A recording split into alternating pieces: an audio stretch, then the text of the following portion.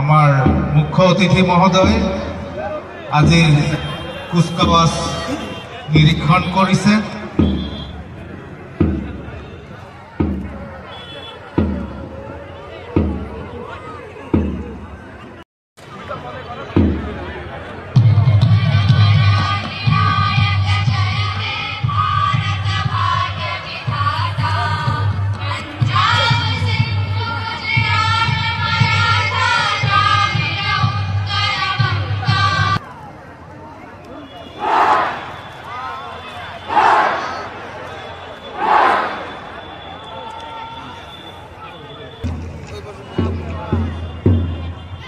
কুচকাৱাজৰ প্ৰথমটো দল প্লাটুন কমাণ্ডাৰ দীনেশ ৰায়ৰ নেতৃত্বত 26 আসাম পুলিচ বেটেলিয়ন পাৰ্চনেল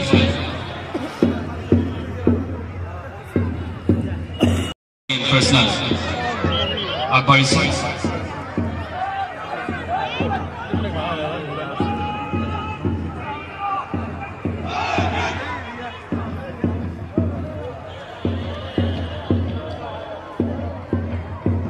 দ্বিতীয় platoon ABSI platoon commander ABSI Kashim Ali বেপাৰীৰ নেতৃত্বত আনআৰ্মড ব্ৰাঞ্চ কনষ্টেবল।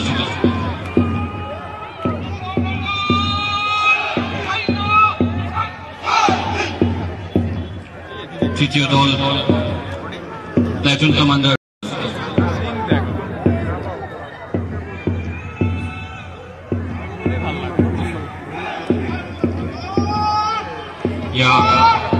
হাবিলদাৰ অখিল ৰাজবংশীৰ নেতৃত্বত আগবাঢ়িছে Assam home guard platoon.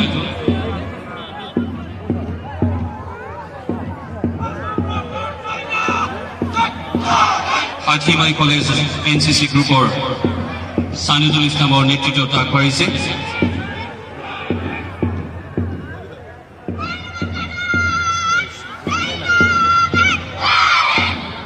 Platoon commander Arifa খাতুনৰ নেতৃত্বত আগবাঢ়িছে ডাকুৱামাৰী এম ই স্কুলৰ ছাত্ৰীবৃন্দই।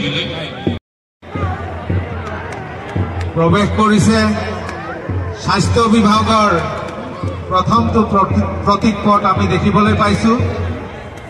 স্বাস্থ্য বিভাগ দক্ষিণ হালমাৰা মানকাছৰ, তাৰ পিছে পিছে আছে পাব্লিক হেল্থ ইঞ্জিনিয়াৰিং ডিপাৰ্টমেণ্ট আৰু তৃতীয়তে আছে শিক্ষা বিভাগৰ বিভিন্ন মাত্ৰাৰে তেখেতসকলৰ এটি বিদ্যালয়।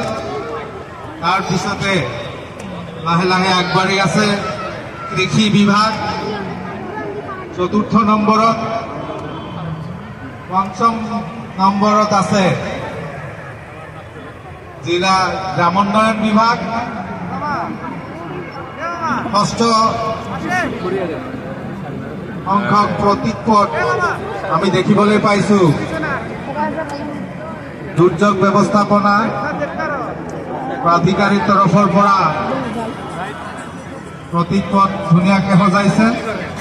আৰু শেষত 7 নম্বৰত আমাৰ যি প্ৰতীক পট আমি দেখিবলৈ পাইছো সমাজ কল্যাণ বিভাগৰ তৰফৰ পৰা এটি মডেল অংগনবাদী কেন্দ্ৰ আমি দেখিবলৈ পাইছো।